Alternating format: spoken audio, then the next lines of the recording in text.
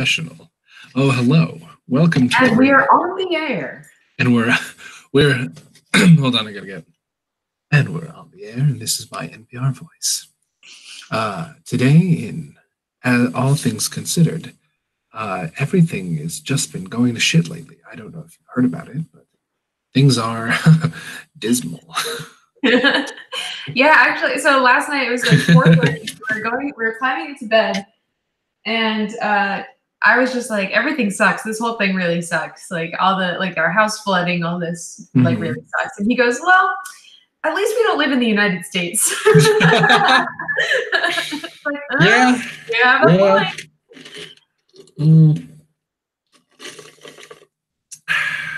Yep. Okay.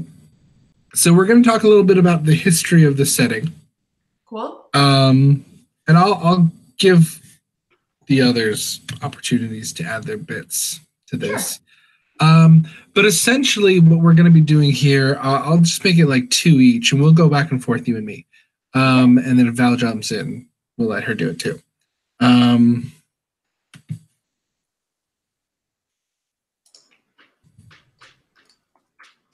me just...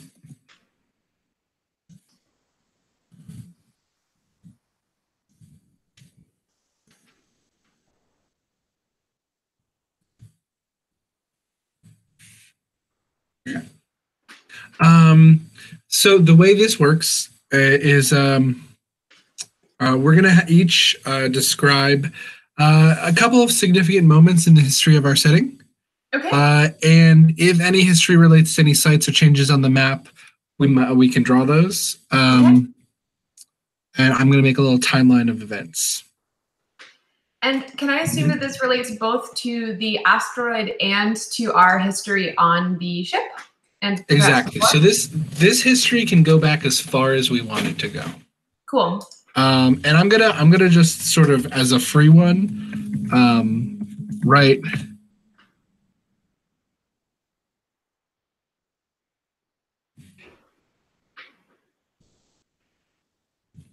sailing ship. Matches lands. And we can sort of go into details about that. Like, for example, why? Yeah. I think there was I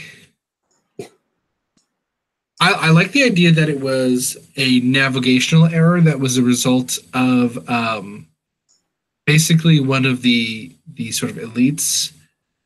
And we'll have to come up with names for everybody. The elites arguing with the staff over a navigational point, and it led to them as like classically like warping into an asteroid field and just getting pummeled by space debris. Yeah, classic space blunder. Pummeled, but they got pummeled by space debris. It's embarrassing. Honestly. So the ship is in a state, right? Yeah. The ship, I think, is in a state where it can, for the time being, sustain the people living on it. And may have done so for, it could have been a little while so far. We also are going to decide now how long they've been on this asteroid. Cool. But I think that it was they sort of pummeled. It was pummeled by space debris. They managed to get out of the most dangerous part of the asteroid field.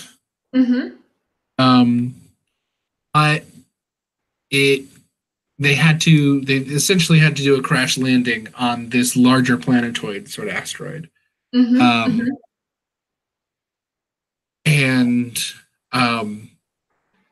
they've been there ever since. And so they realized that this was a like semi-habitable area, possibly large enough thing that it's right for some kind of terraforming. But right now, I don't think there's been a final consensus as to whether or not they are going to try to make it work here, or try to find a way to repair the ship. I agree. But I think this is a point of contention between a couple of different populations here. Yeah. I think that keep talking. I'm just going to close my window a little bit. No problem. I think that the I lost my train of thought.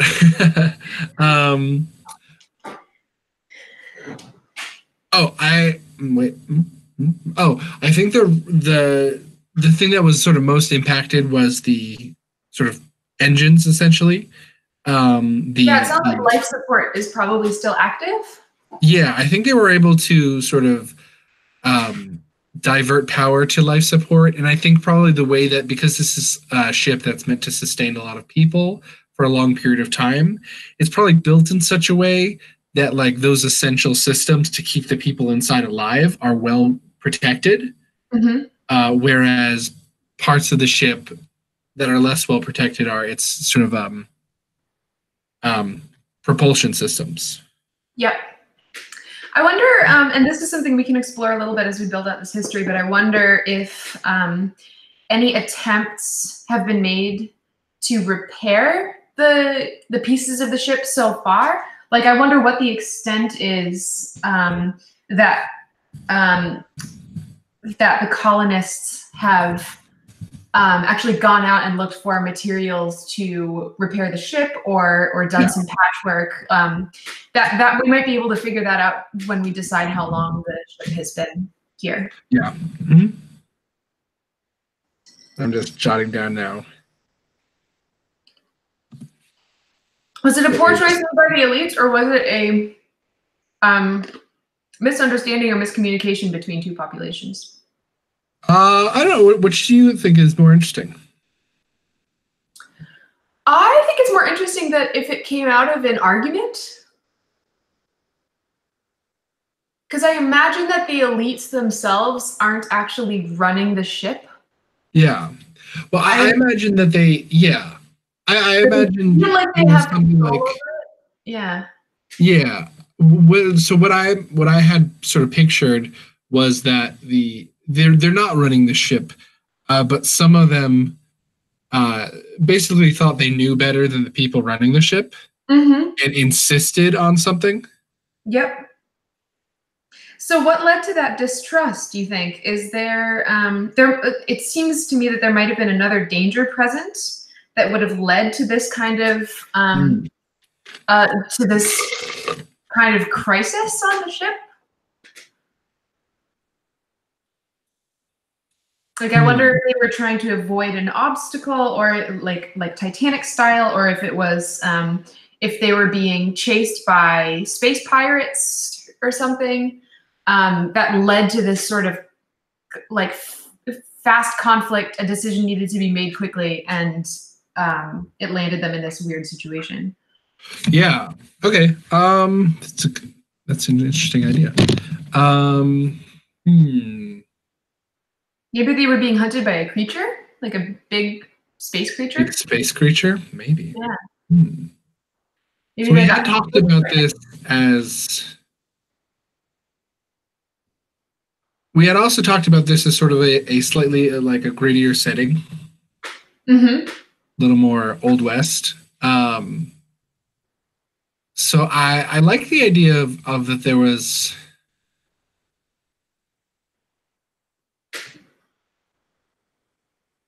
It was either other people or a big monster is a cool idea. Some kind of space monster. But I like the idea that there's like an outside threat, that maybe they were even like, this group could even be sort of without, maybe admitting it, refugees. From some kind of conflict. Yeah. So maybe there is some kind of conflict, and there's this contingent who, and I like the idea that they like wouldn't think of themselves this way, right? That they think of themselves as, we are a group of scientifically minded people looking Yep. to start a new civilization. We're explorers. We are Yeah. intrepid adventurers. I think the people who are most likely to think of the word refugee would probably be some of the classic humans, as you've put them in the document, some of these staff of the colony ship who maybe have historically faced greater tribulations in their lives than the elites who are sort of in command. Mm-hmm. So the staff might recognize this situation very differently than the elites do.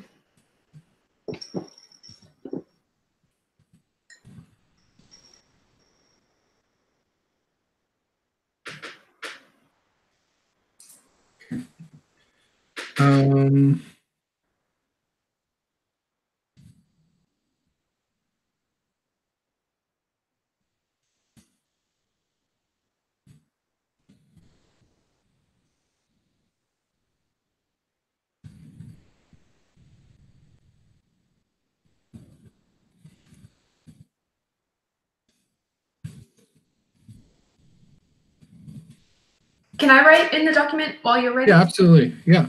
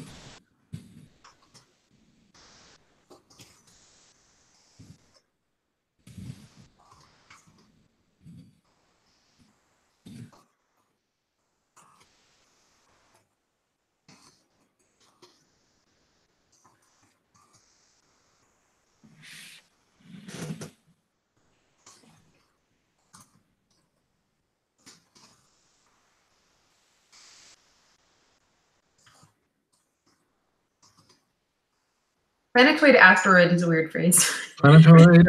We got to come up with what we're going to call this thing. I mean, like, it's both. It's a big enough asteroid to be a planetoid. It's like a moon. It's like a moon, but it doesn't orbit. Yeah. Which I believe is just like, let me look up the definition of a planetoid. Planetoid. It's just another. Planetoid is just another term for asteroid. Oh, So, yeah. So it's both. They're also called minor planets, small celestial bodies. Okay.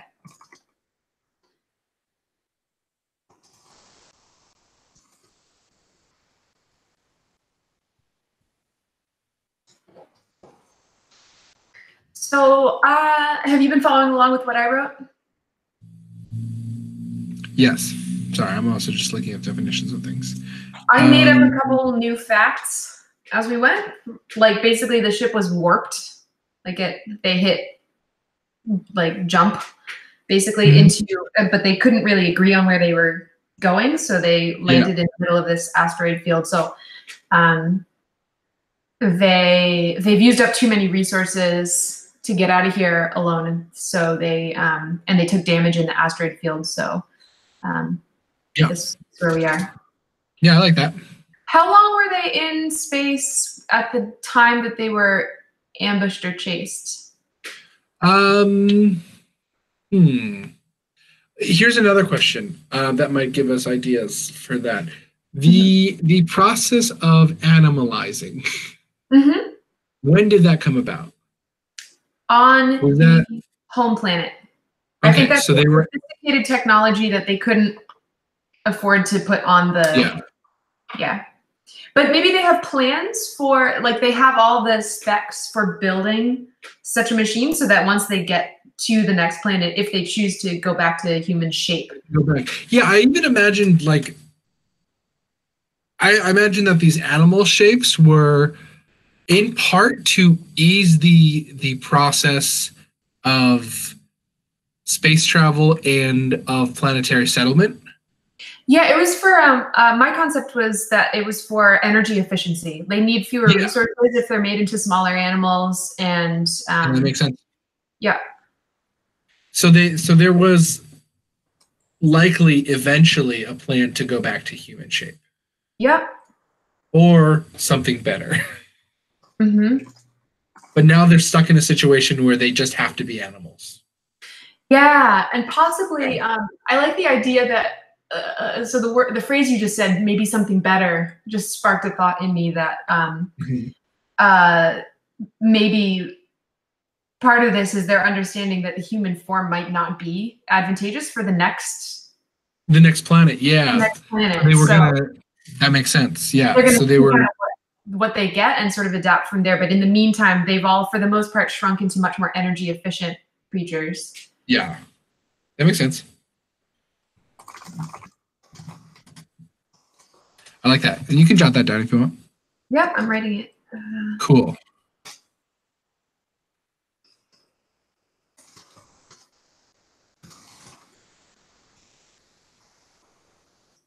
What a weird conclusion to come to. Like of all the choices they could have made to deal with these problems, they're like, well, we have the technology to just put our brains in animal bodies. Why don't we do that? Yeah, yeah. There's got to be something interesting historically on the home planet that happened there. First of all, to cause them to develop that technology. Yeah. Second of all, to have that be the thing they think of doing for space travel. Like there's something interesting there in their history. There is definitely like in terms of like the fake science, like what is it exactly that causes that transformation, right? Is it a consciousness shifted into a new physical form, or is it they are, I think the way you had sort of brought it up, it made it seem like they definitely were transformed. So like Yes. they're made up of the same sort of physical mass, but it's been rearranged to make them animals. Yeah, I don't think there is an empty human body somewhere. Yeah. I think they've been actually sort of reshaped. So like they've So they might even be adapted animals. They might not even be like my character I want to talk about today. He's been yeah. transformed into a small bear, but he Mhm. doesn't have to necessarily be faithful to like a literal bear. It could have been something where they made tweaks and changes along the way. Like maybe he has thumbs. Yeah. Yeah, no, that makes sense. And like I imagine they all can talk. Yes, yeah. So I imagine that they're just like Which means they literally all have to have lips. Depending bears, on bears have lips. bears have lips, and that's part of why I chose the bear as opposed to a Yeah. penguin. The other thing I was thinking of, a beak. Can you Yeah. imagine penguins with lips? This is great. I mean, like, okay, so a bird, there is an argument to be made that a bird they would have to learn how to talk again, but a Mhm. bird with enough intelligence could effectively approximate speech because Yep, birds have very flexible vocal cords. true. And it could be And that's that why birds can mimic. all the people who turned into birds, I imagine there would probably be um, similar to like deaf culture. There's there's Yeah, there's some there's kind of like signing language. yeah, there's another language that has sort of popped up around it that maybe just the bird people know, and it might be an approximation or related to, for the purposes of this story, English, but Yeah, um, not necessarily the same. Okay, I got to write some stuff down. Hang on here. cool. No problem. Coming up with some cool and fun ideas. I don't know whatever happened to Val. I thought she was going to be around, but I don't know Hmm. what happened. She keeps popping in and out. Maybe she's on her way. Maybe she's like in transit and was delayed. It's possible.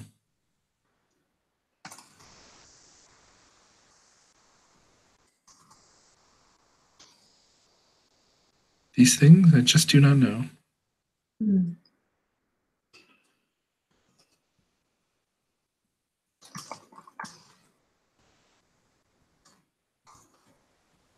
Robots, robots. Animals, animals. Some kind of weird sponge thing lives inside the planet. Did you like my idea? Of what? Did you see my idea at the bottom? Sorry, I don't mean to interrupt you. Oh no, I didn't. Yeah. I'll look in a Okay. sec. Yeah. The Aspergill. They're the natives.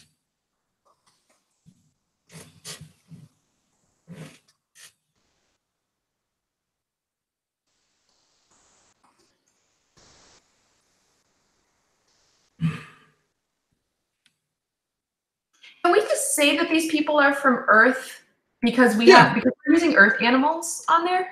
Yeah, that makes sense.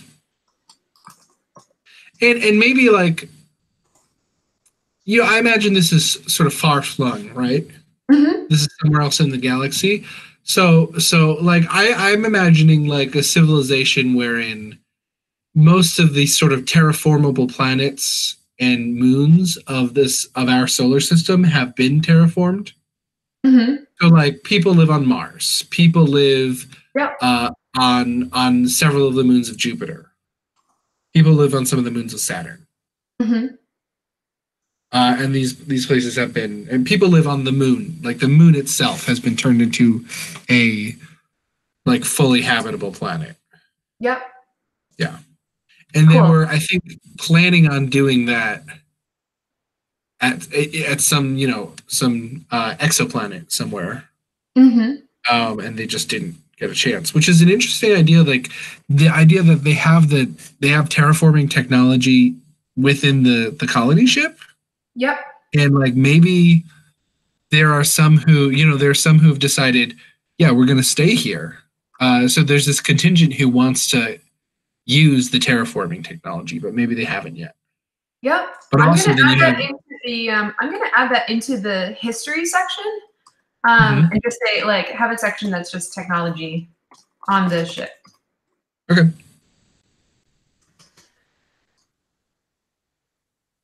Plans for transformation. Bleh, formation machines. The formatting here is getting all weird. Sorry about that. We'll fix it later. No, it's okay. I'll clean it all up later. Cool. Life support for a long term.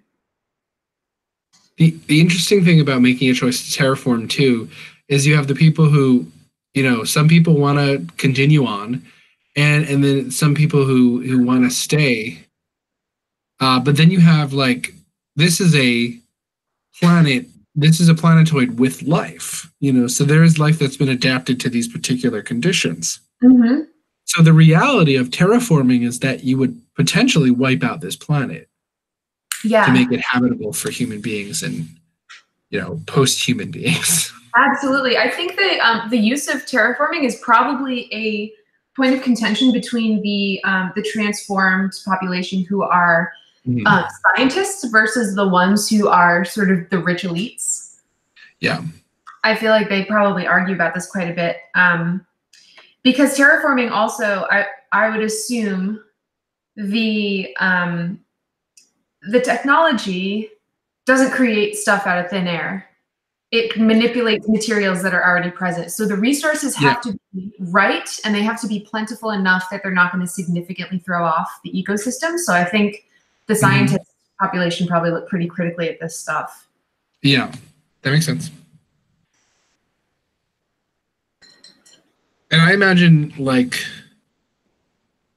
the planet that was chosen originally was probably chosen for its closeness to Earth,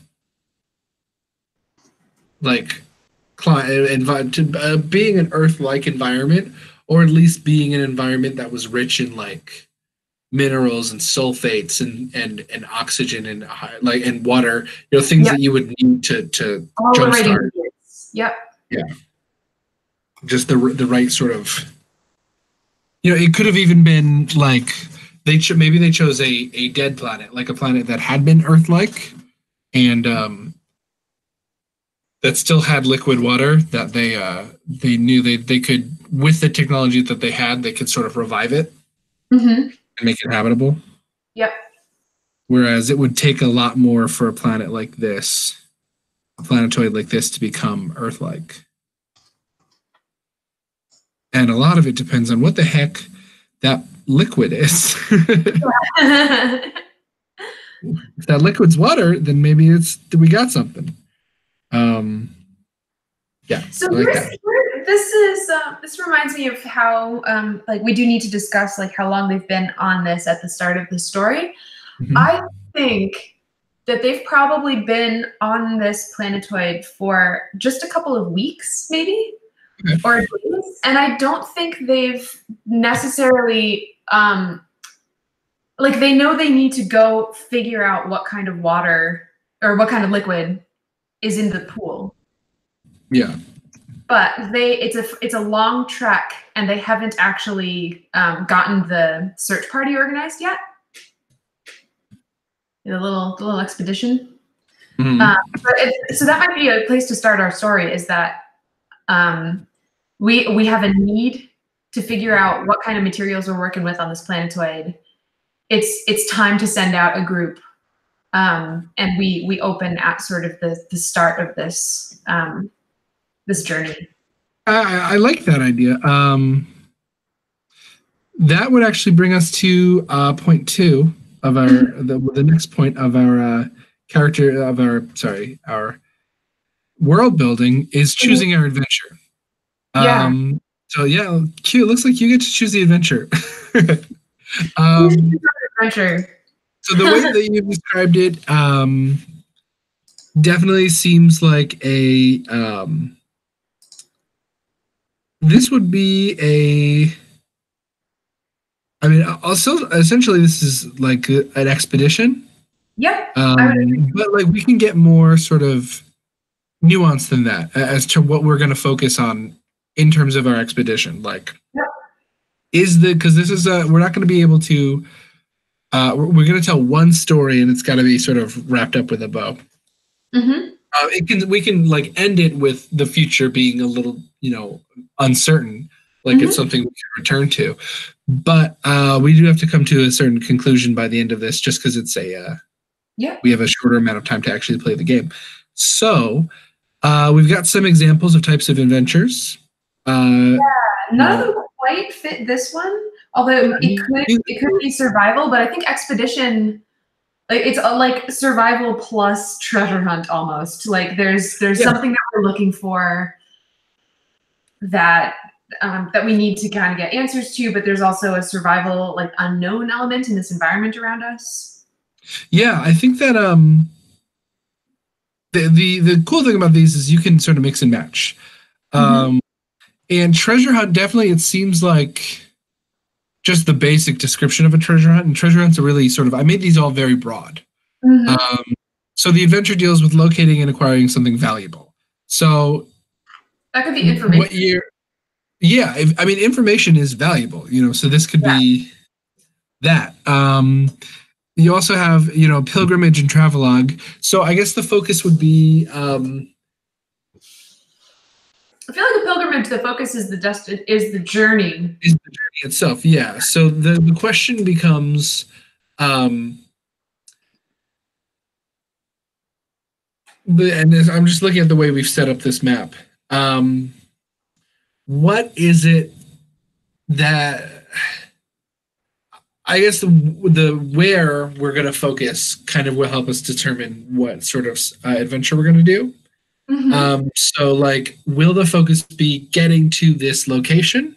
Will the focus be sort of exploring and sort of making conclusions based on that and sort of making decisions based on that? Will the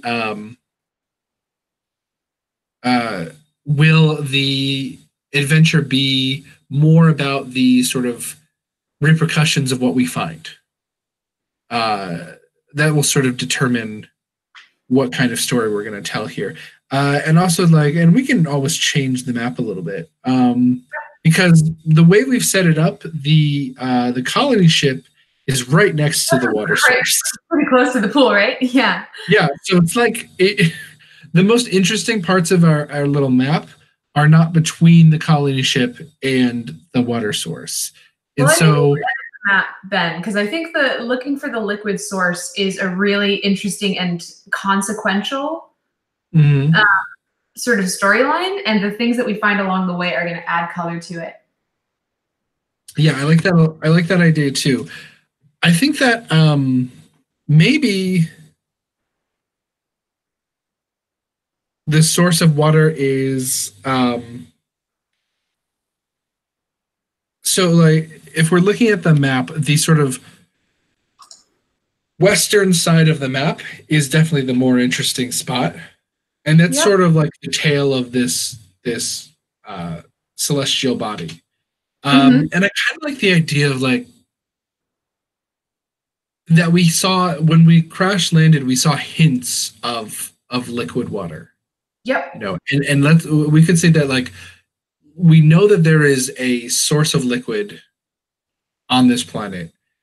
We could have even seen like there could have been just the velocity of this. There could be something like a tail, like a comet's tail that comes off of it. And I like the idea of, and it's maybe it could be just because of the weird gravity of this place. It's not like literally the water is just flying off of it. It's more like steam coming off. Yeah. But like consistently. So that would imply that there's a significant source of sort of some kind of vaporizing liquid. Yeah. And I like the idea that it's not necessary. It's sort of like it's in the area where we would have to sort of get close to where the planet hollows out. And, I was even thinking it's on the back end. Yep. Whatever this is. So we'd have to go through the sort of territory of these columns and of the people, the creatures that live inside of the planetoid. I like where we're going with this. I have to excuse myself to go to the bathroom, but no problem. I will come back. I like this idea. Okay. Cool. BRB. Search for water. BRB.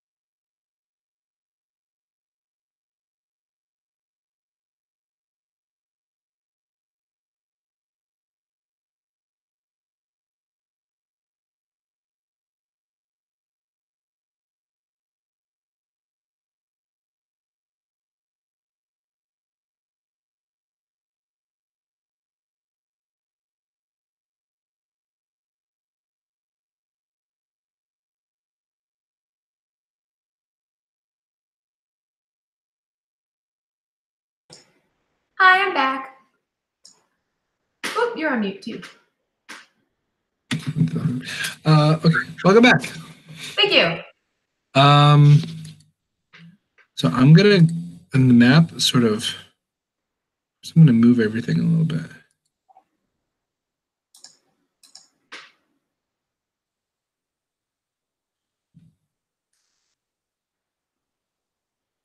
I'm just gonna make like a plume. Cool.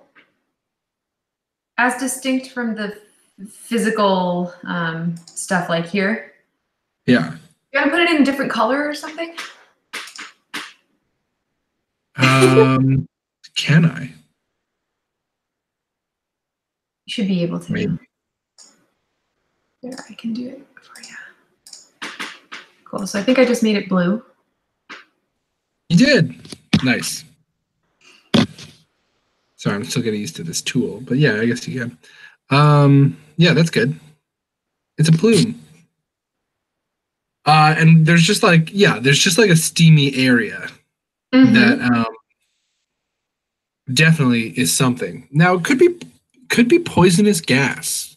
It could We don't be. know for sure, but we would like to find out. Yes. And our survival depends on it, very potentially.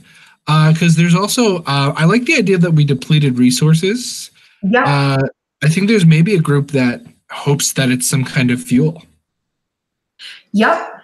Yep. Or materials we can patch up certain pieces. Maybe we have some like a little bit of refining capabilities. We prepared ourselves with some sort of light sort of materials processing technology so that we could maybe adapt some local materials to become the patchwork we need. I like that. I'm also going to add a small detail to the map, just because I want to. There's just going to be some, like, this large open space is full of, it has these weird monoliths.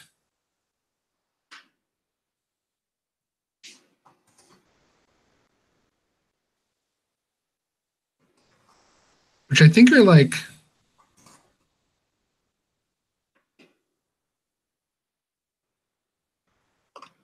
sort of real modern art looking shapes Eerie. that are covered in sort of pictographs. We haven't really checked them out either. But listen, when it comes to alien stuff, I love a big monolith. Gotta love a big monolith. What's more mysterious? Yeah, I mean, you gotta. I want to show you. This isn't important at all, but I will find it and show it to you at some point. There's these pictures of by some illustrator of these big freaking monoliths, and they're haunting and beautiful. They're just illustrations. Send. And I love them. Have you seen Interstellar? I have not. There's a robot. No, yes, I have. Yes, I have. I have seen Interstellar. Have you seen the so you've seen the funky robots that are like big blocky things? Yes, I have. So we love those designs, and Nate and I were talking about it yesterday, and as we were discussing this game over birthday lunch, because we're cute like that. He was like that's kind of his idea for how the like big sort of hulky like blocky robots look is something like that. So the robots themselves are almost monolithic in a way. Love that. I'm looking at pictures of them on Google Images, and I just love the design so much. How they took a block and made it into actually like a really flexible and interesting design.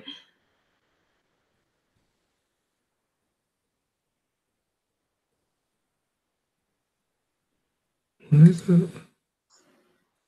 I just want to see this.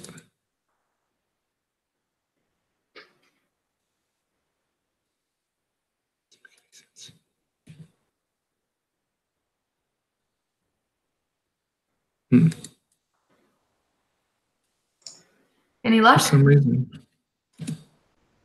it's my internet's not letting me look at this image that I can see on Tumblr. That's the weirdest thing. That's the weirdest thing about it. Is that like it's right there? What? Can you see the name of the artist? I can look it up. Yeah, it's I can give you his website. Yeah, his website's pretty cool. It's got some more illustrative stuff. Look at his selected works. Sketchbook.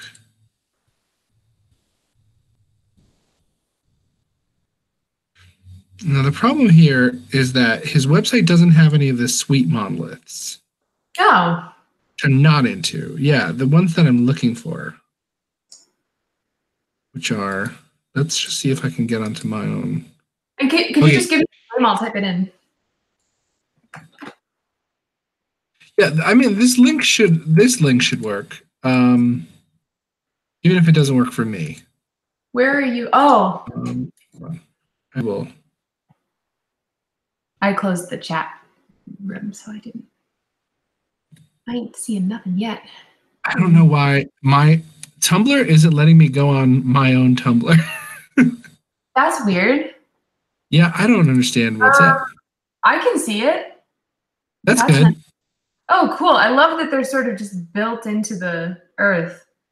Yeah. Have you ever heard of the cube test? Yes, I have. It's a personality test. Nate and I just did it the other day, and the floating cube reminds me very much of mine, the floating monolith. Yeah, my when I imagined it, mine was just a massive monolith, very similar to this first one. Yeah, interesting. Just like I imagine it being like slate gray, like made of concrete, made of sort of softer. The edges were sort of, when you got closer to them, softer, and the outside was a little bit battered. But it was just this enormous, like at a distance, just incomprehensibly huge monolith. And then it turns out that's the one that represents your ego. Yeah, so not surprising. All right, that's brilliant. We're getting off topic, but that's brilliant. Yes. I thought of it, so basically they're like that. Yeah, just big, sort of like uncanny shapes. Yeah, that are just like too big to even like believe that they're just there for some reason. Yeah. It'd be interesting to figure out if there's maybe some interesting quality of mineral formation on this planetoid where they did just spontaneously grow, or if they were something. Cool. Okay, cool. So I think this is a good starting point. So the function is, I'm just going to write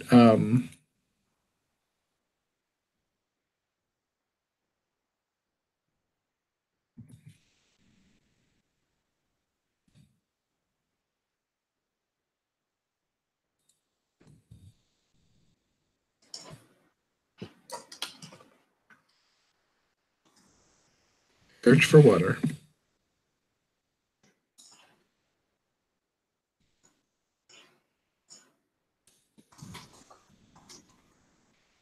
So parentheses, an expedition to the plume. An expedition. Okay. I think, honestly, we've got some good sort of foundation. Yeah. For this, I think I'd be willing to give. Under adventure type, you wrote an expedition to the plum, and I think you meant plume, but I really like the idea. Right. It's a big plum. It's a big plum. What a delicious plum. Hey guys, we finally got to this plum. Delicious. We finally got it. Such a juicy plum. Oh no, we were wrong. It's a date. It's the wrong fruit entirely. Cool. Well, we can't survive on dates alone.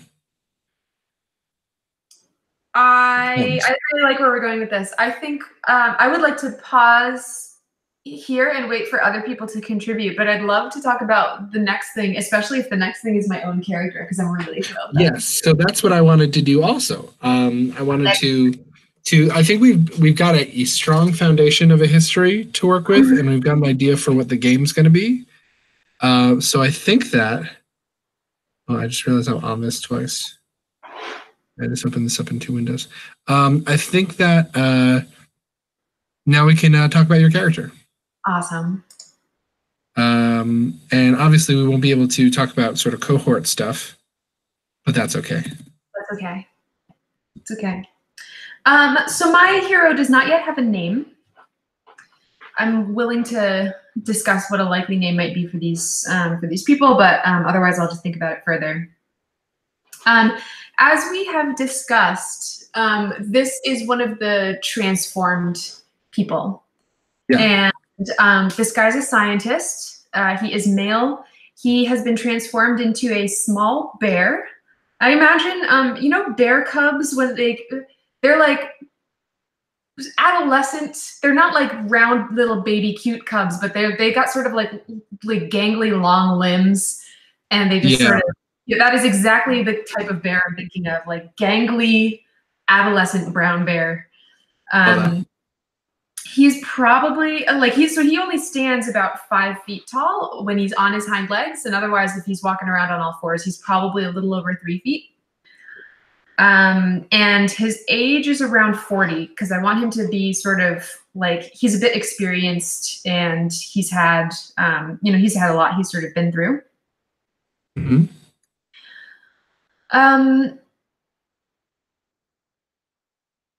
I think I want to tell you a little bit about his backstory first before we go into virtues and flaws and values. Sure. Yeah, if you got some backstory stuff, if you come up with it, absolutely. I think it's important to tell you what I've got on his backstory first. It's just a couple of key facts, and then that'll frame up the rest of the stuff that I picked for him. Yeah. This I drew for his wealth is destitute, which is interesting because I think most of the people who have transformed into animals are either aristocrats or have probably received funding or sponsorship of some type to do science. But he happens to be destitute, and we can discuss what that means further. He thinks of his cohort as something for convenience for him, because he's hiding the fact that he's not really a scientist.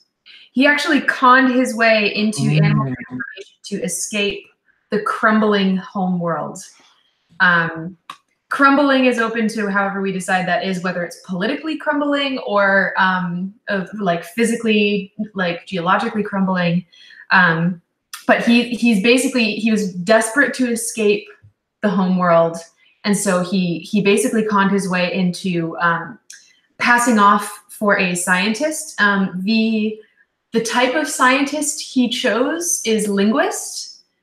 And I think he chose that because conveniently that's probably the only science that he feels like he can bullshit because of how well he can read people. And so I think he positioned himself as like, oh, I'm a like alien species language specialist. I can serve as your language knowledge, like your language guru on this expedition if we find any alien creatures. Love that. But it's total bullshit. He has no skills. Definitely not really a scientist. So for virtues and flaws, so by the way, I'm going to be upfront about this with the players, but the cohort should not know. He's not revealed to anybody. It's actually a big secret. So anyways, that's good. Virtues and flaws. He's egotistical. What does he value in others? Oh, what does he value in others? Sorry, I was reading the other part. Virtues and flaws. Egotistical. You're right. Egotistical. Thinks he's pretty much the smartest shit. Whether or not he lets that on to everybody else around him, it's just how he thinks of himself. Determined. He has proven, I think, time and time again in his life that when he sets his mind to something, including escaping his home planet, he will pull it off. He's very very determined. He is careful. He is very good at keeping his story straight. I don't think he's often caught in a lie. I think he's very good at remembering sort of what he said and sort of living the story. He is suspicious. He doesn't really trust other people in general. He kind of assumes that other people are also running cons. Yeah. So that sort of like colors the way he sees the other people around him. And he's also cynical. A shady bear. Yeah, he's just gonna be like a real shitty bear cub. Like, well, I said shady. Yeah, shady, but I but also compliment shitty. Shitty and shitty. yeah. Shady and shitty. What was his age again? You said like in his 40s? Yep, probably 40s. Okay, I picked 4 flaws and 1 virtue because I think really deep down he is like an asshole and he's really Yeah. in it for himself. His determination is, I think, probably his most shining virtue. Yeah, this actually reminds me of have you seen the Netflix Lost in Space? No. So the character of what's her name? The character of Dr. Zachary Smith. Um, she essentially the Earth was undergoing like a severe climate crisis, and there's this group of people who got to go on this essentially what was a very similar like escape mission, like colony ship going to terraform another planet.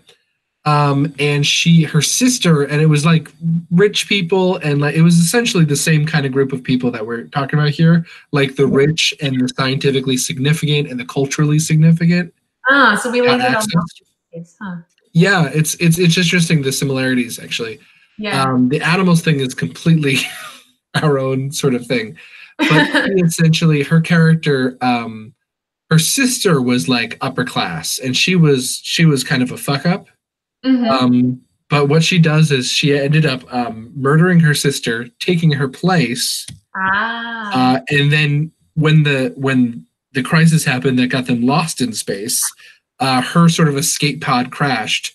She was stuck with a doctor, and the doctor died. She took the doctor's uniform and posed as a doctor, and because she didn't want to, she wanted to be a type of doctor that she wouldn't be like necessarily tested on. Yeah. She posed as a psychiatrist, as a psychologist. I think this is very similar with the linguistics thing. Yeah, it's just interesting the similarity there. Yeah, but like, she's such removed from who she was. Yeah. Wow. I like that actually with your character, because I like she's, I mean, in the story a great character. She's straight up evil. Whereas your guy seems a little more complicated, just trying to survive. Yeah. But I like this. I think this is a pretty dynamic character already. This show sounds really cool, and I am excited to watch it after we're done with this playtest. I don't want it to color. That's fair. Yeah, no, I don't think you should. It's a very different sort of thing, but it is a good show. I do recommend it. Cool. It's mostly a show about a family who is already off to a bad, like they were not a together family to begin with, and how crisis brings them together. That's a life tale. Yeah. Cool. What do you value in others? Let's talk about values. So what I value in others is respect. Constantly, like he's constantly looking for respect and loyalty, and I think he's like, if I had put this another way, I probably would have written gullibility. People who are trusting, and he likes people who aren't going to question him, because it just makes his life a little bit easier. It's going to add, and you can have sort of multiple things, because I like how these sort of interact. Respect, loyalty, and trust. Cool. What do you value in yourself? I came up with one that wasn't on the list. That's fine. What did you come up with? Cunning. What was it? Cunning. There actually wasn't anything on the list, and this is a point to think about as you continue to refine the player's guide. There wasn't anything around intelligence, smarts, cunning, like street wisdom, any of that kind of stuff. There wasn't really much options there, so consider adding that to the list. Yeah, I think, yeah, I think I was being sort of broad strokes and sort of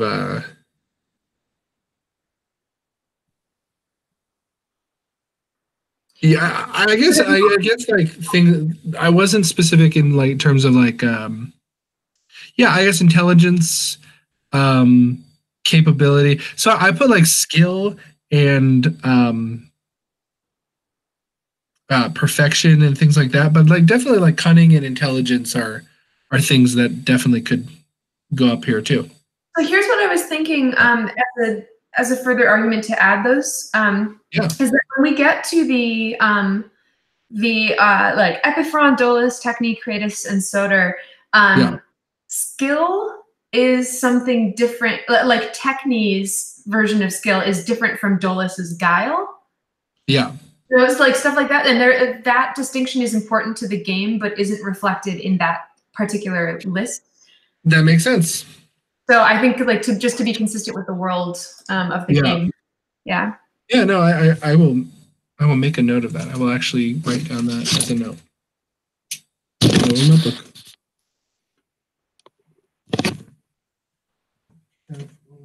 Oh, here. Okay.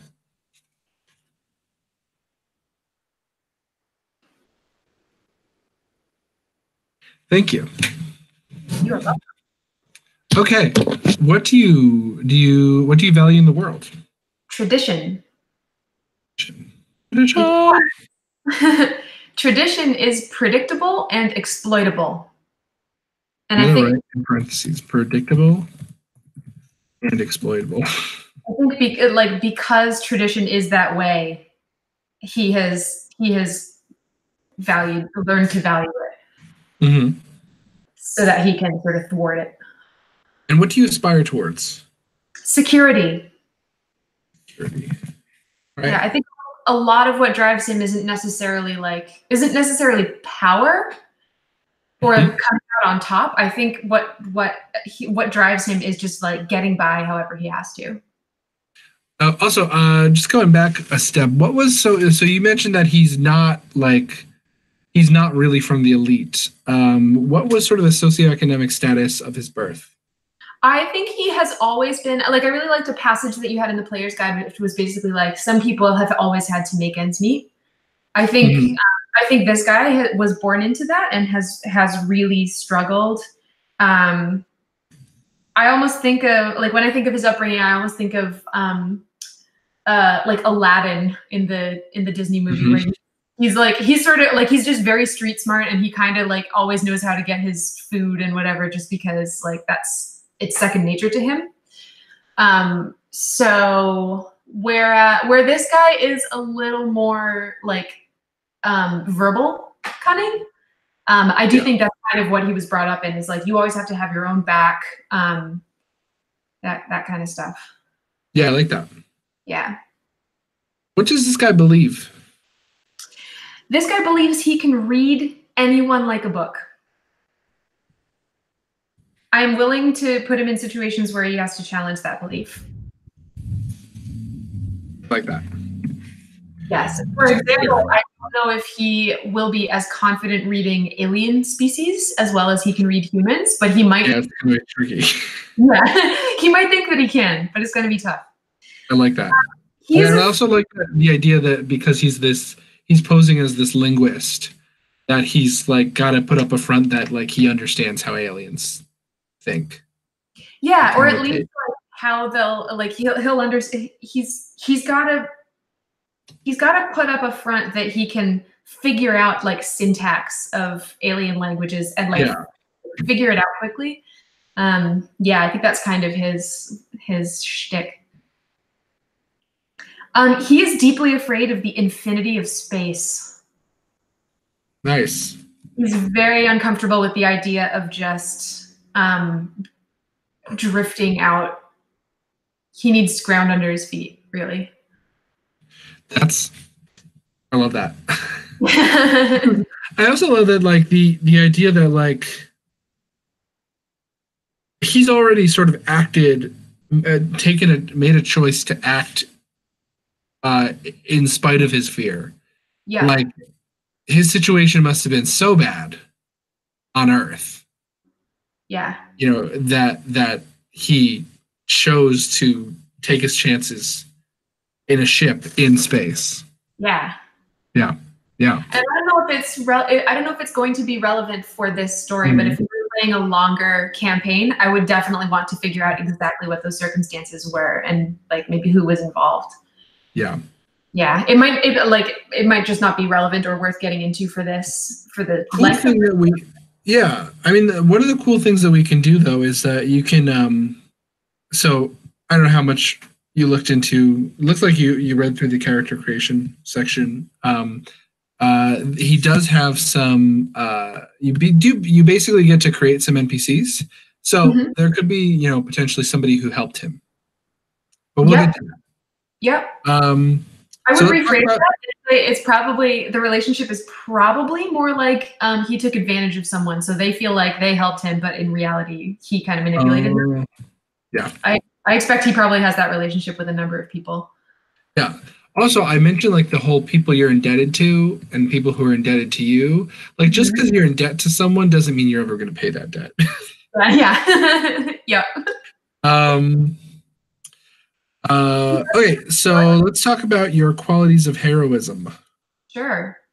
Have you decided on these yet? Yes, I have. Cool. What do you got? He's a 4 for Dolus. So you can't be a 4. You may have to decide. No, you can only go up to for the beginning.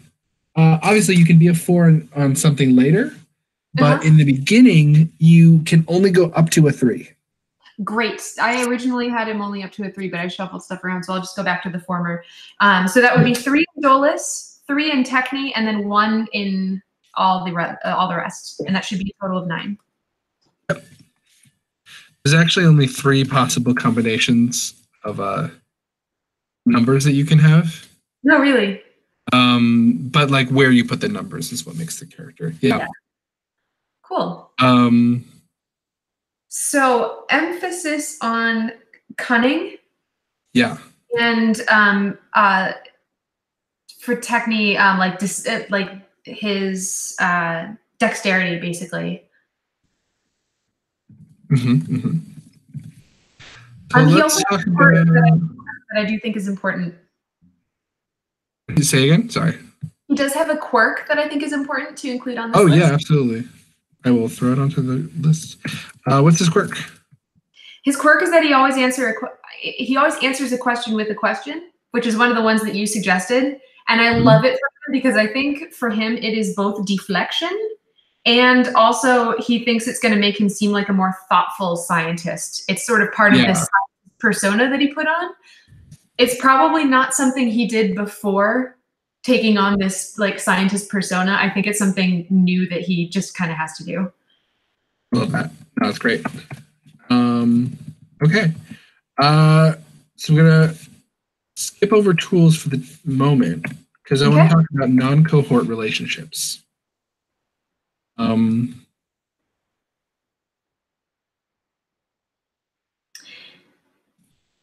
So basically, this is your opportunity to create 3 non-player characters.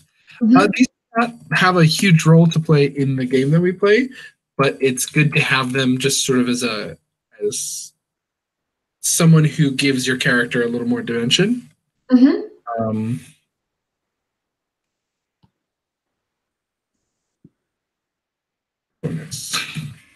Another person. So you're coming up with 3 non-player characters who this character knows, has some kind of relationship for good or ill. And one of them, they are indebted. Basically, one of them owes them a debt. One of them they owe a debt to, and then there's just a third who's just sort of a person that they know. Where is this in the player's guide? I will find it.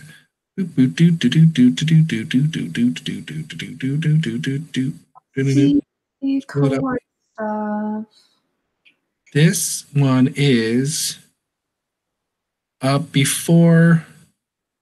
Yeah. That is page 12. Who does your hero have a relationship with outside of the cohort? No person is an island.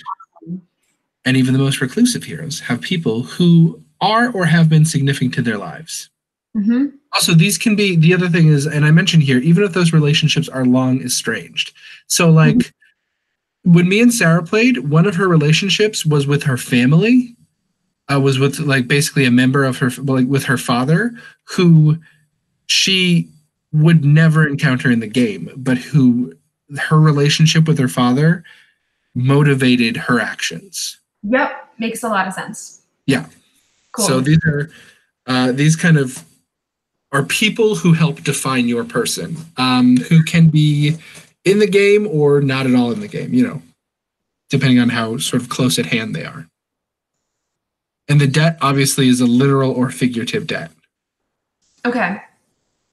So debt from versus debt to. Yeah. So debt from would be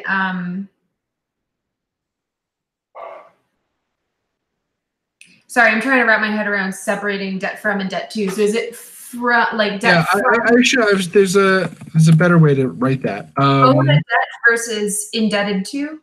Owed debt, yeah.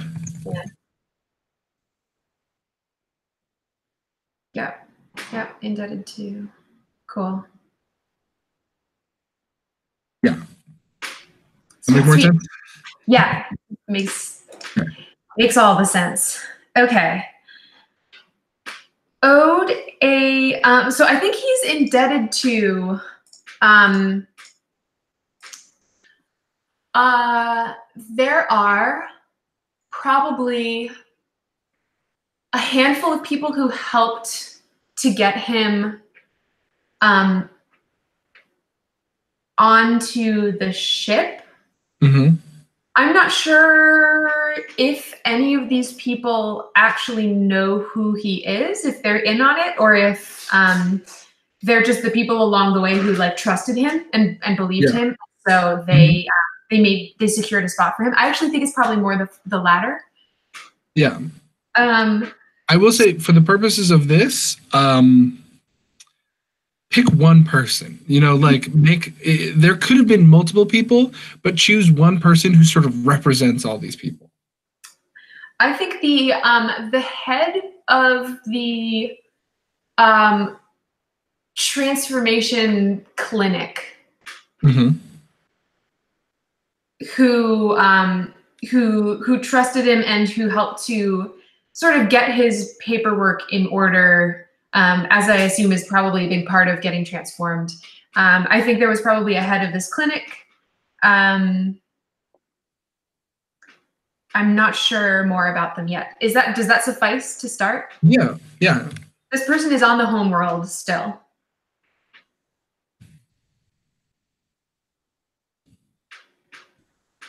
Transformation clinic or center, or however it is we want to pose it. Yeah. I think that's a fine thing to call for now. Again, like proper names we can come up with a little later. Cool. Okay, so who owes them a debt? Who owes him a debt? Who does owe him a debt?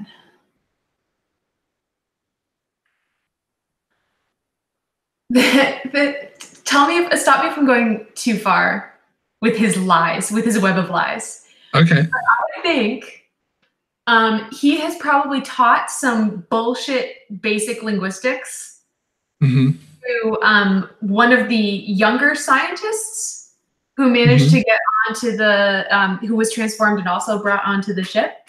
I think probably he might be the only linguist in the colony, so it's almost a bit of a party trick for him to like translate stuff or like get a read on what would otherwise be disguised language. And I think he may have so there was probably some like younger scientist or like maybe even a young aristocrat. Yeah, let's go aristocrat who who asked him like, hey, can you teach me some of your shit? And so he would actually like spend a little bit of time teaching like complete BS language theories.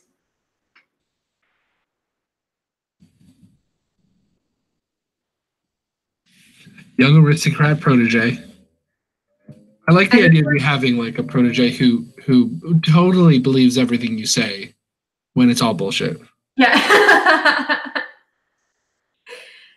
This poor kid, if he ever actually wants to go into linguistics, he's going to have to unlearn everything. Yeah. I like that. As a bonus, I think there's probably a person in his past, again, probably a long estranged person, but somebody with whom he grew up and probably learned how to run scams with. Whether this person was a peer or a guide, I'm not really sure. Maybe it was a sibling.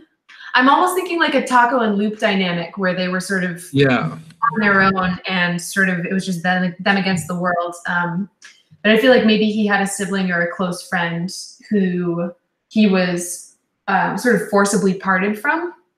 Yeah. And that might have contributed to furthering his cynicism. So I like the idea of it being a sibling. Mm-hmm. A sibling and former partner in crime. Mm-hmm. And that can be both a literal partner in crime and sort of a spiritual partner. Yeah, exactly. They're a little calm and a little comfy. I'm gonna say long estranged. Mm-hmm. Cool. Sweet. Nice. Awesome. See, this is some good character stuff. I've been having so much fun working on this little piece of shit. He's gonna be so good. Yeah, I'm really excited to see what this guy's like. Asshole bear. Let's talk about his tools. So in Tykhe, you get to start with tools, either 3 tools or 1 arcane summoner. Now, in a setting like this, I don't know if you've gone down to read the tools in Arcana section. I haven't gotten there yet. That's okay. I will break it down for you. All right. So in Tykhe, mm-hmm. All sort of useful items are take 2 category. There's tools, which are items that can help a hero perform a specific action. Mm-hmm. And essentially mechanically what they do is they give you an extra draw. Okay. And there's arcana or magic or high-tech items that perform an action for a hero. Now, the only arcana you have access to at the beginning of a game is what is called a arcane summoner. Mm-hmm. And so essentially the way magic works in this game, magic or again, high technology, mm-hmm. So magic mm-hmm. is sort of a broad term for things that are superhuman, yep. that you wouldn't normally be able to do.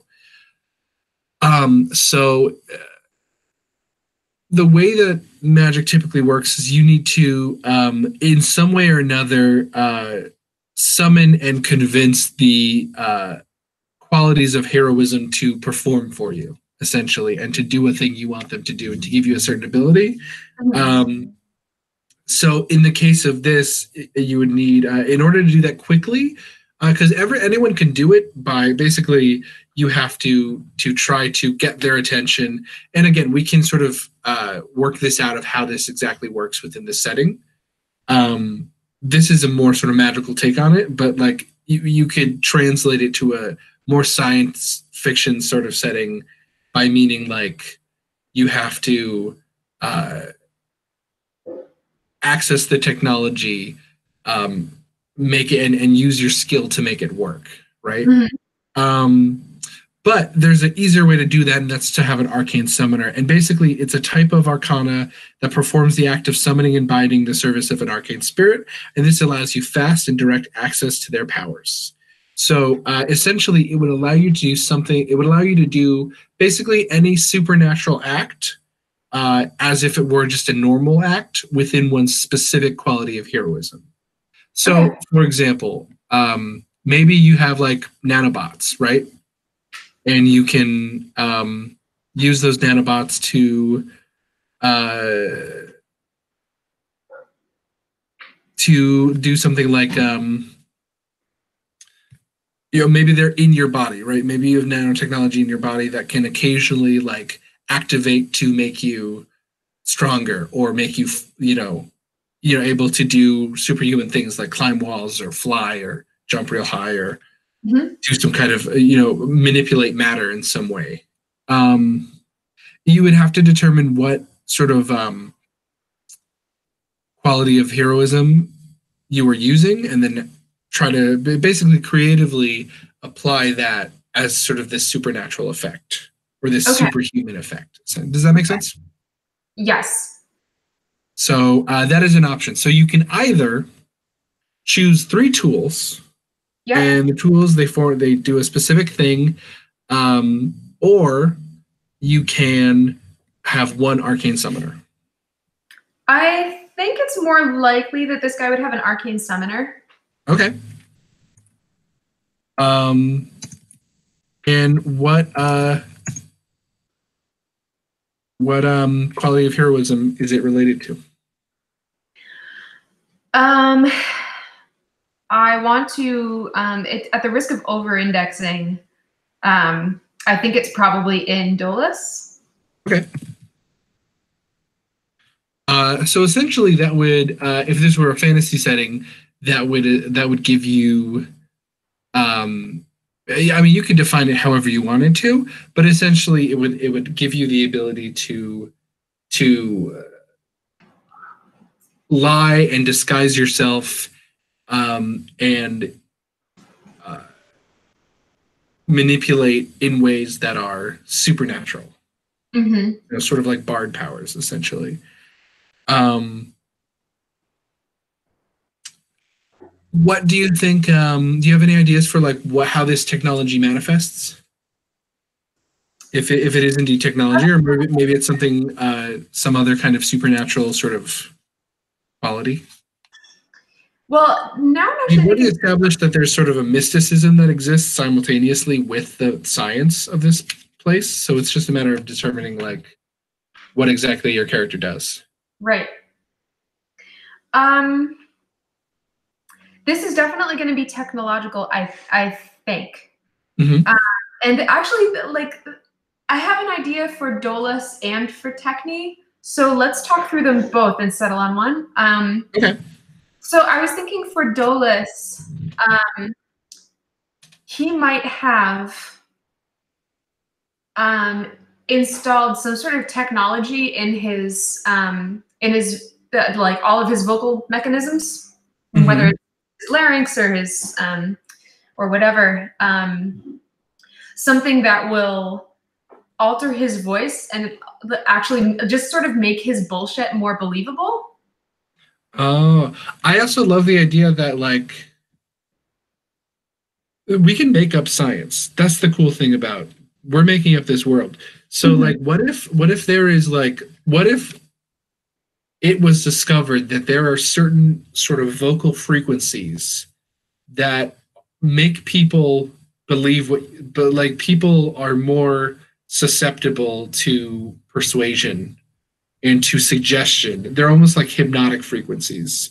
And his voice, because of this sort of augmentation to his voice, it actually contains these hypnotic frequencies. Could do. I would want it to be that he could convincingly sound like he's speaking an alien language, even if nobody listening can identify what the language is. Yeah. If that contains something hypnotic in it, I think that it would be interesting because then he could just garble his voice and make it sound like he could basically make them believe he's saying anything in an alien language. But would it actually work? I think it would be a really interesting thing to play with. Yeah. Is like if he's confronted with an actual alien and he needs to communicate with it somehow. All the other human people around him believe that he's actually speaking this language because of the hypnotism, but the alien is just like, I'm not getting it, dude. Like, yeah, that could be kind of fun. I like that. I think it's it works to broaden that. Essentially, what I described is one potential ability. What this does mechanically is it gives you the ability to do anything magical with the Dolus skill, essentially. So you can do anything supernatural with Dolus. I was just finding like examples of how to justify what you were doing, but I like the idea that he just has like like a voice that he can basically do anything with. Yeah. Right. So he's just got this fully augmented voice, and so he can make sounds that are more alien. He can speak in ways that are, more significant and intimidating. He can play with frequencies in a way that might be like, have effects on people's brains. Yeah. Cool. The other thing I was thinking is giving him some sort of arcana in Tykhe that would enhance his perception, particularly of body language. I think like anything and potentially for other species other than humans, because for his ruse to continue, he needs to be able to pick up stuff about other creatures as naturally as he picks up about humans. But I think I like the Dolus idea a little bit better because his belief is that he can read anybody, and I think it would be really interesting to challenge that and not have it augmented in reality. So for the story, I think Dolus is probably the way to go. Okay. Cool. Yeah. Do you like that sort of concept? And like I said, like this is we don't even have to like fully explain how this works, right? Yeah, and I don't think we should attempt to. But suffice to say, his voice, his ability to speak has been augmented so that he's more believable. He can imitate better. He can do things with his voice and with his cadence that are supernatural. So he's got this like essentially this gift of gab that is somehow technological. Yep. Yeah. I like that. Interesting question to think about. Do you think this technology is known in the world? Do you think it is sort of expected that like linguists, of course, will get this augmentation to their voices so that they can they can use their vocal cords for a wider range of communication? Or do you think it's a sort of unknown secret technology that no one would expect him to have? I think that's something you can decide. Okay. I'm willing to give you that. Also, can we call? I had the idea because I called it like a technological gift of gab. That the name of this thing is just like a Blarney Stone. Like he has an implant that's called a Blarney Stone. What's a Blarney Stone? So the Blarney Stone is a big rock in Ireland that supposedly if you kiss, you get the gift of gab, which means you have a silver tongue. Oh, okay. Yeah, let's call it a Blarney Stone. So I think this is a way you can say a silver tongue, either way. Yeah, silver tongue. I like Blarney Stone. Oh, I had a Blarney Stone installed. I think, so maybe I would like this. It's known in the world that voice augmentation is a thing. And that certain people who may perhaps work as translators or linguists or, have to use their voice in communication, maybe even performers, sometimes their voice is altered so that they can have a wider vocal range. But his is to an extent that is probably not common or somewhat unknown, that his will actually be able to let him hypnotize a little bit or sort of manipulate others through it. It might be some more sophisticated technology that isn't really mainstream. I like that. He's got a black market Blarney Stone. Yeah. Yes,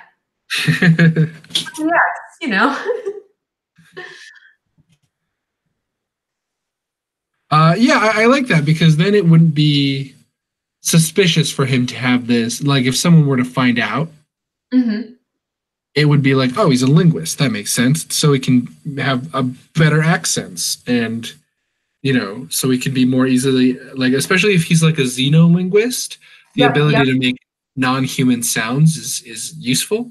yep.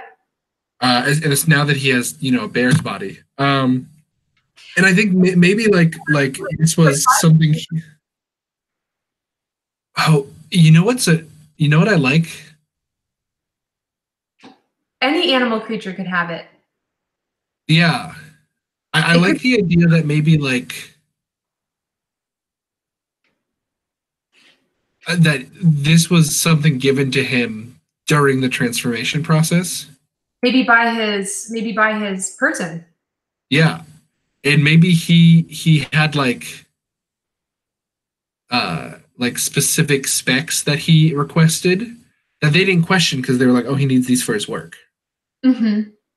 But they were the things that sort of give him these extra like they didn't think of the application of these extra specs that he has. Yeah. And that's what makes it sort of a black market Bloody Stone is that he specifically reprogrammed it or basically had it custom made for him uh, to serve his nefarious purposes. Mm-hmm. Mm-hmm. Awesome. I really like this. Okay, cool. Yeah, I like this as an explanation for some of the other language concerns about all the animals. I still like the idea that the birds have their own like subculture. Maybe different groups of animals kind of have their own little dialects that they speak, but I like that. they all have this common sort of augmentation that is sort of expected for anyone who transforms. Yeah. Really, Yeah. this is really good. I like this a lot. Yeah. This is a cool character.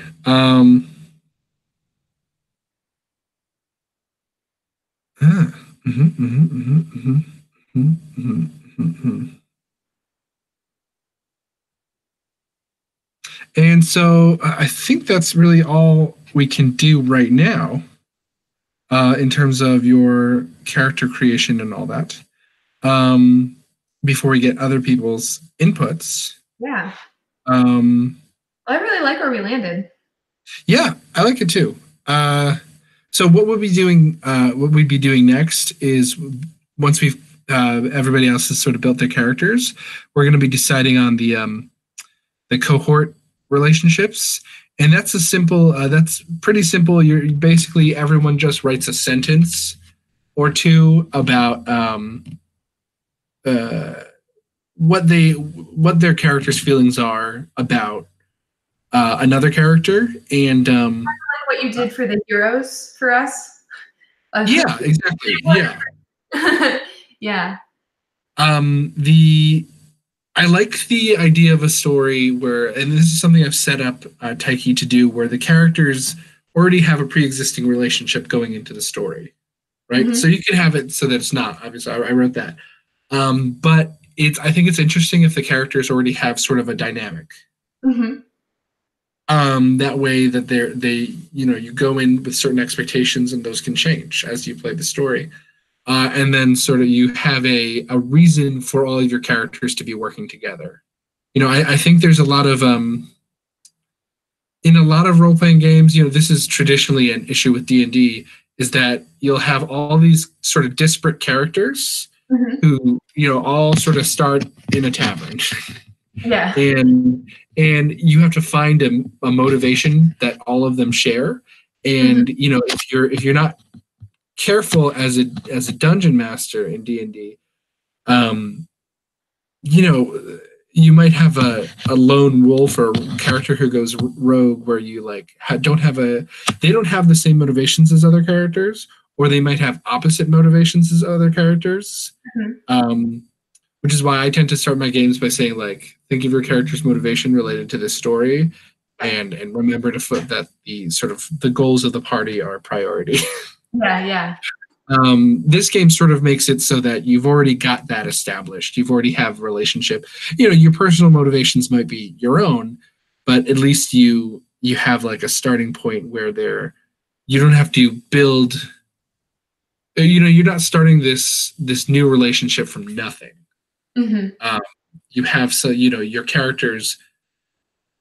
The other thing is sometimes, I have started games where I've given some time to have like characters get to know each other and have a conversation, and they have no idea what to talk about. It's like a bunch of powerful magic heroes sitting together, not knowing what to say to each other.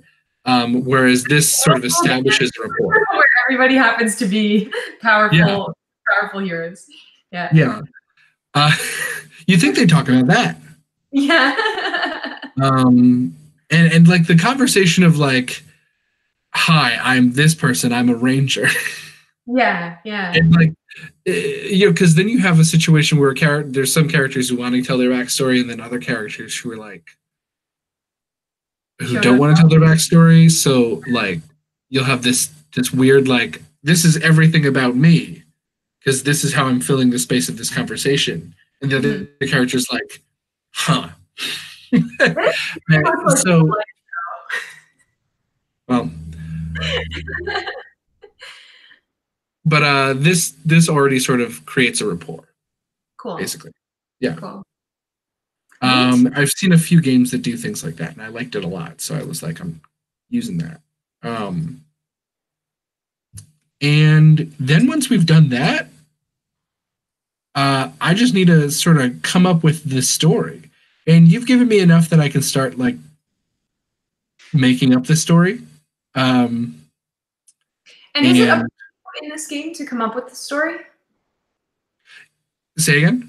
And is it up to you in this game to take basically what we've done and run with it and make a story out of it? Yes. So the GM is the one who at least gets the story rolling, right? So I take all of the world building that you've done, this sort of environment that you've created, these goals that you've created, and I then make it into the beginning of a story and sort of give, so essentially it works in a similar way as D&D, where the game master is still responsible for setting the scenes and telling setting up the plot. You guys have more control in this over the setting and sort of where you want the overall plot to, what you want the overall sort of thematic elements to be, and sort of what type of story you want to tell.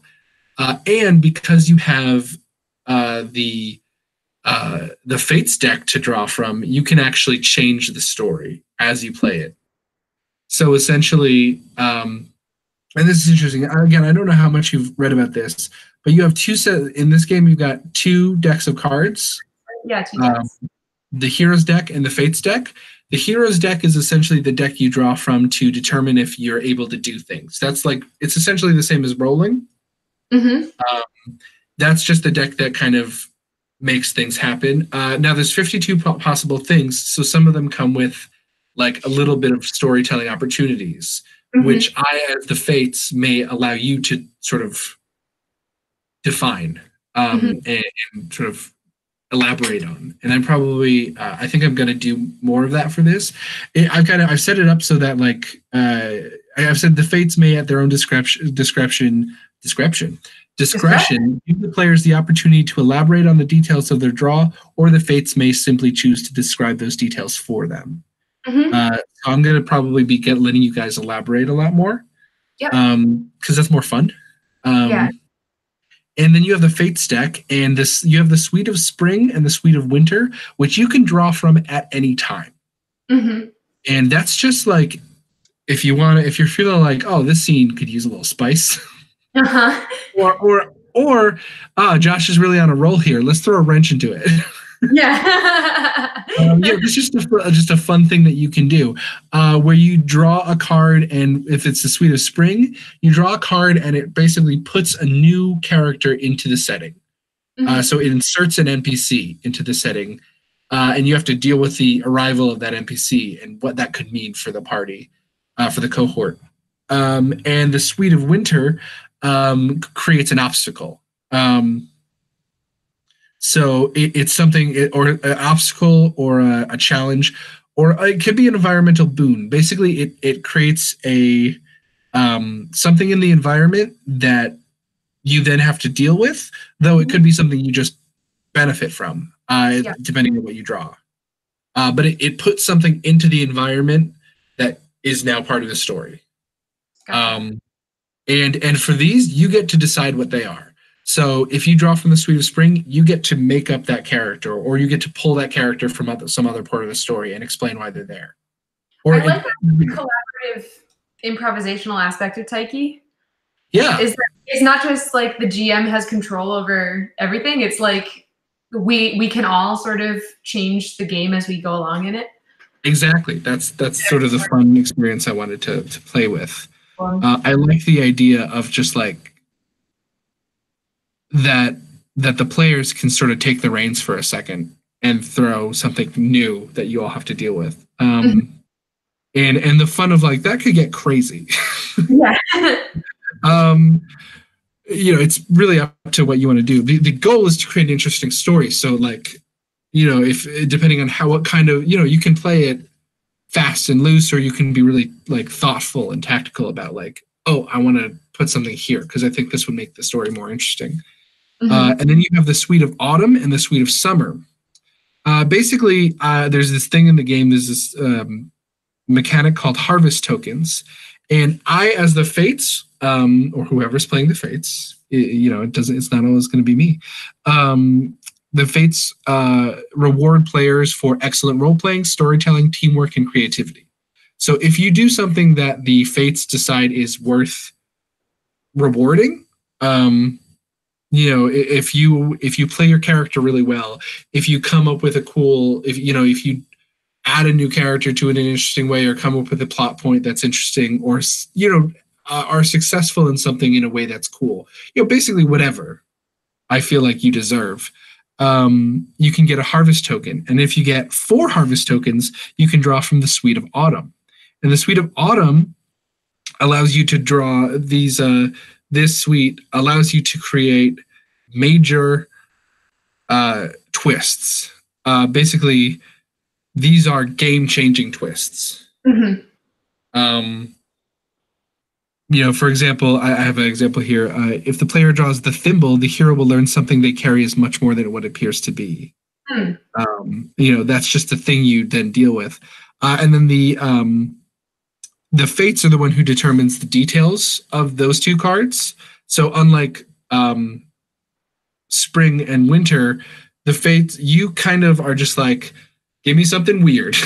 And the Fates are like, okay, here's what happens. This is what basically that's an opportunity to challenge the Fates to deal with this sort of change to their story, and sort of keeps the GM on their toes. That's cool. Speaking of the GM, and I know you mentioned like it's not always going to be you playing the Fates. Are you also planning a playtest where someone else GMs? Yeah, I would like to at some point. It's not a like how well it's from your brain into someone else's brain. Exactly. Yeah. I mean, I need to know that this game makes sense it can be run by somebody else. Yeah. It's not a success if somebody else can't take it up and play it.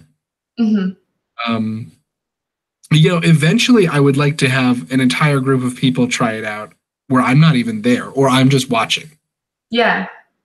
And just sort of I get feedback from that. I could see it all the way here in New Zealand and just like recording it or something. Yeah. And then cool. You can watch like where we get stuck. What needs to be ironed out, and without the benefit of being able to jump in and help us. Exactly. Yeah. And also seeing how you work, compensate for that. Be very interesting. And informative to my process. So yeah, for sure. I've set this up so that a group of people who are not me could play any kind of game they want. Also, there's one more suite, and that's the Suite of Summer, and that's a thing that can help your character grow. Tim described this really interestingly. The Suite of Summer, Autumn, and the Suite of Summer. The Suite of Autumn is plot growth. Yeah. So these are things you can do to grow the plot, to expand the plot, to make it move in a new direction. And it's not always a good direction because growth isn't always positive. Yeah. And same thing with the Suite of Spring. The Suite of Spring moves your character in a new direction.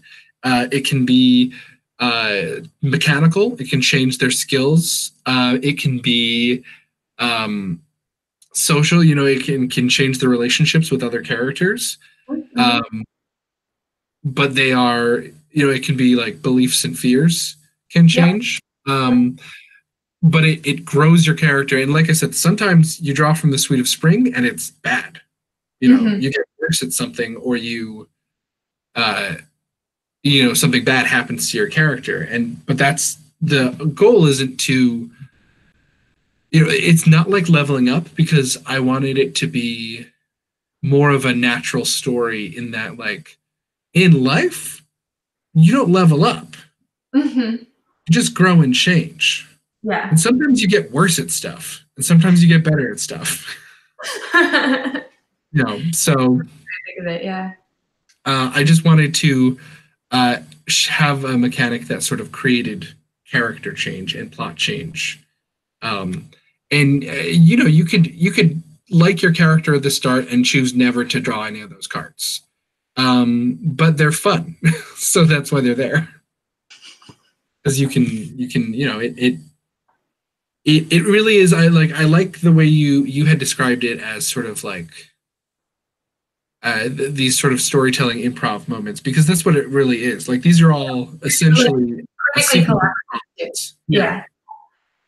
I want this to feel like to be like a mechanically sort of driven improvised storytelling. And that's why I wanted this to be more story oriented than like a Dungeons and Dragons. You can get into a fight in this game. Yeah. But it's you're going to draw cards to see how the fight goes. Yeah. You're not going to be you're not going to be using specific skills to win the fight mechanic like the way you would in D&D. You're not sitting there strategizing on when your turn comes around what you're going to do next. Exactly. Yeah. You're just going to say, my character tries to do this, then you draw a card and the card tells you how that went. And there's not even you don't even have HP in this game. You have different harm conditions, like wound conditions. The four different types. Yeah, I was reading about that. Yeah. And that's just sort of like, I will say, someone comes at you with a knife. What do you do to avoid getting stabbed by that knife? And then you would have to come up with something, and then apply if you have extra draws for Soder, you would apply those, and then you would determine based on what cards you got, how, what the most interesting and desirable result is based on the cards that you've drawn. So to be clear, we pick from one of the cards that we've drawn. Those are possible. Exactly. They're possible options. Yes. So exactly. Yeah. So they are, it's not clear-cut success and failure. There are specific options, and I've sort of given examples in the Heroes deck section. So like if you draw the Woodsman, sometimes you get a better than expected result. So you succeed, but you do in a way that you wouldn't respect and possibly the friendship of an enemy. Then there's times when you draw things like the Tower, where you succeed, but you lose something precious. Or the Apple, wherein a failure does some harm to your allies. Or the Queen, where you fail your action, but you learn from that failure. And technically, like, the Queen is a pretty cool one because it actually improves it gives you an extra draw on that skill. Improves like a stat. And so like your character can just through one draw, it can change your character as you play because experiences change people. Yeah. So it's that's cool. That's cool. I was interested in the idea of like when I was thinking about it as 52 cards, if there is more than succeed or fail, what possibilities does that open up? And so that's how I created sort of the 52 different distinct possibilities that you can draw. That's cool. Thanks. Very neat. I think our biggest challenge in this game is actually going to be keeping it relatively short, because there's like we really turn it into a whole thing because we're really building out this sort of universe. But I'm really excited. So do you think? I mean, that's why I think I'm gonna. That's why I want to like take some time to sort of come up with the beats of this story, since we have a short sort of playtime. Mm-hmm. I want to be able to come up with some major beats that I can sort of shift around. I don't know if I mean, I'll award harvest tokens as they're sort of earned. And I think I'll be pretty generous with them. But I don't know, I don't know what that will necessarily do to the story as a whole, but I think I'll still keep to the major beats of this story. Yeah, I think it would help us to figure out, like, if this were a longer game, what does that sort of mean? Yeah, and I think a longer game you can be a little more freeform, right? Mm-hmm. So you can come with sort of a general idea of where you want to go. You know, a longer version of this could be like, this is a group that explores the planet, the planetoid, and that's their goal is just like exploration. Yeah. And I think there's a lot you could do just sort of playing around in a space, and drawing cards and seeing what happens. For this, we I think we need to have like a clear beginning and end. Yeah. Which I think I can pretty easily work, this story into. Awesome. I think we already figured out sort of by figuring out our mission, we've already established quite a bit. Yeah, I agree. Cool. Thank you for taking the time to, even though nobody else showed up. I don't know what happened to Val. All day. But yeah, thank you for helping me playtest this game and sort of moving this process along so that we can get into play sooner. Get into the real meat. Can't wait to see what happens next. So is the next one also going to be sort of more character building and polishing up the setting? Yeah, I think it's just based on the way things have gone so far. I think I may sort of touch base with everyone throughout this coming week. Maybe to get their sort of, so you had a lot of character stuff sort of ready to go, which I liked. So I might have see if Nate and Tykhe and Val all can sort of have some ideas ready so that we can start, so we can sort of introduce our characters at the beginning, sort of work out some more specifics about them, and then get into sort of building the cohort relationships and refining the sort of history and different dynamics of the setting, and then getting into the actual story. Cool. Sounds good. Yeah. Excellent. Well, thank you so much. I think I'm going to bid you adieu because I'm hungry. I'm going to make some food. Go get some food. Have a good evening. Thank you again for coming and helping me playtest. My pleasure. Thanks for making a fun experience. You're welcome. My pleasure.